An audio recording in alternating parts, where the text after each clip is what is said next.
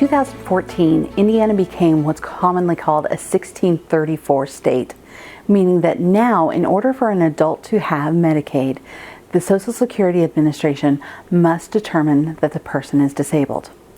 There are two exceptions to that requirement. First, children are not required to apply for SSI or SSDI.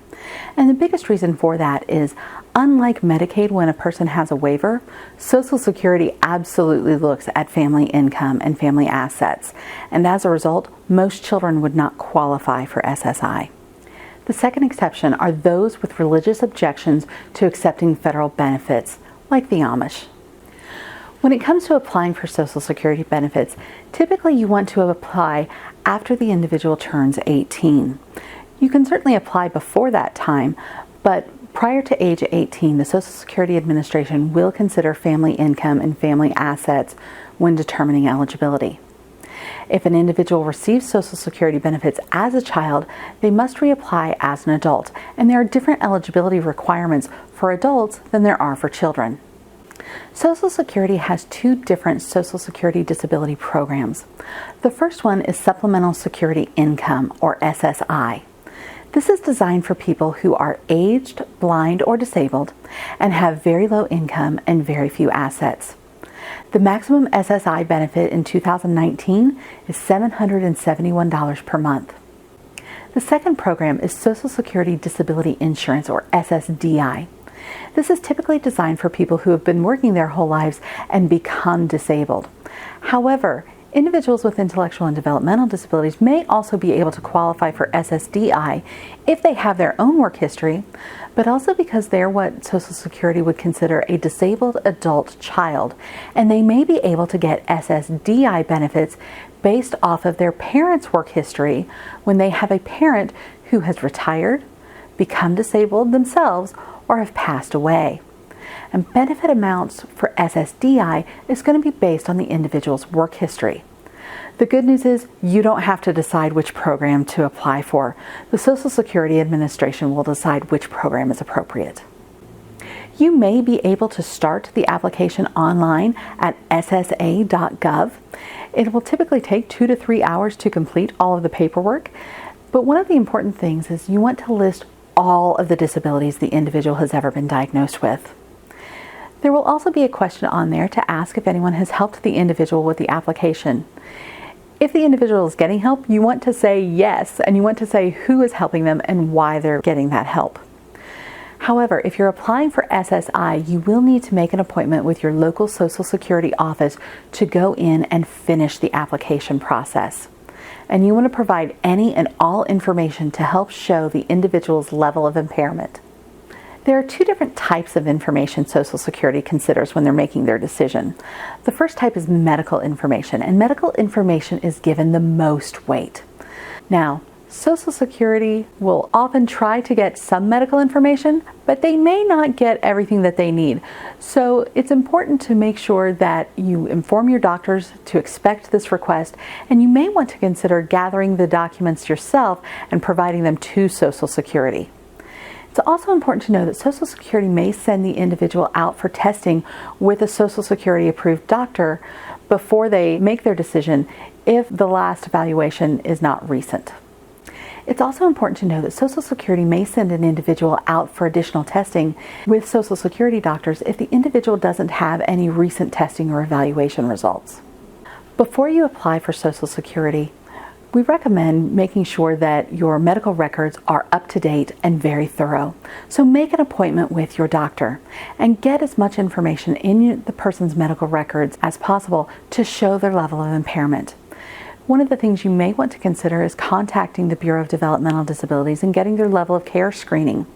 That's the evaluation that the Bureau of Developmental Disabilities conducted to qualify the individual for a waiver, and that has a lot of valuable information in it. You can share that information with your doctor, and your doctor may want to include that in your medical records to help show the person's level of impairment. There are also residual functional capacity forms available, which directly address some of the concerns Social Security has and provides the specific type of information Social Security is looking for. When you're talking with your doctor, you want to explain how the person's disability affects their daily life and get that information into their medical records. And you want to give concrete examples. For example, if someone has migraines every week that would require several hours to recover, that's the type of information Social Security needs to understand.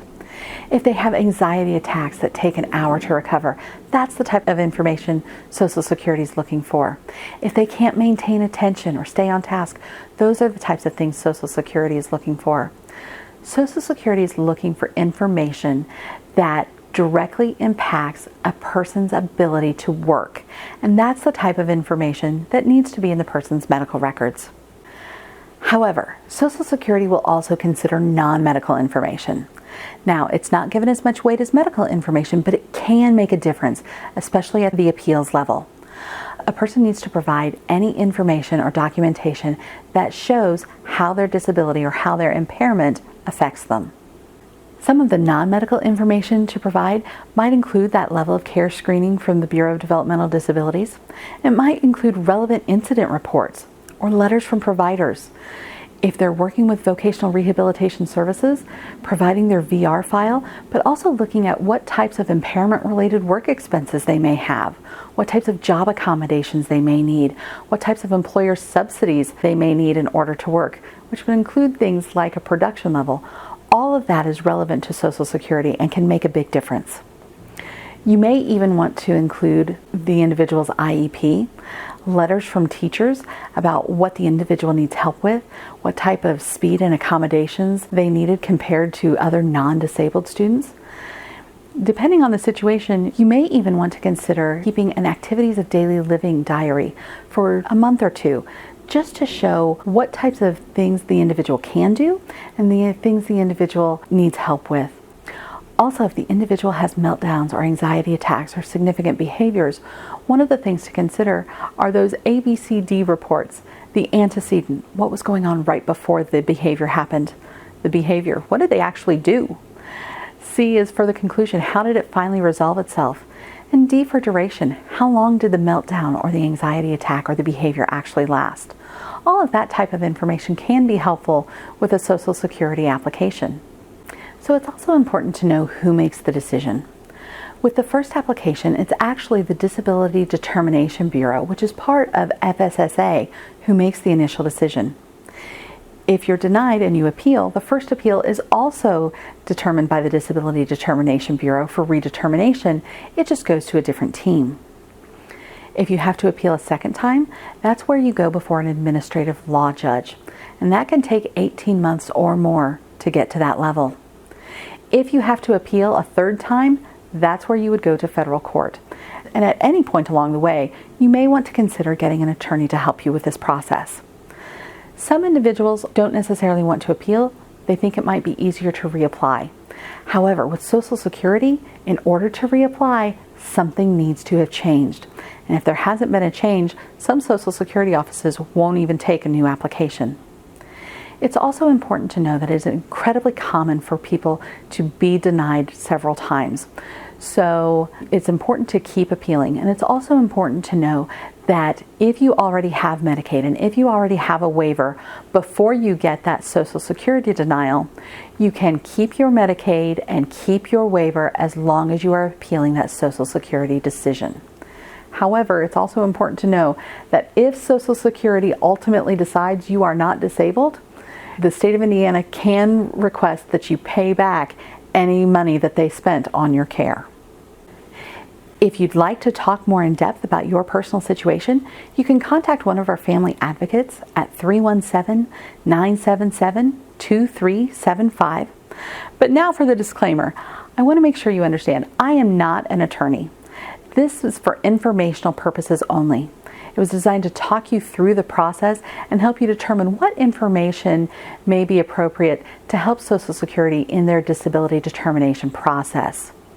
I also want to point out that some of the information we gave today may be different from Social Security's official policies, rules, and procedures. Part of the reason we've done that is because we want to share information about what we see occurring in real life to help you through this process better. For more information on this and other topics, visit the ARC of Indiana at arc.gov. ind.org, and the Indiana Family and Social Services Administration at in.gov/FSSA. And please, don't hesitate to contact a family advocate at the Arc of Indiana by calling 317-977-2375 or 800-382-9100.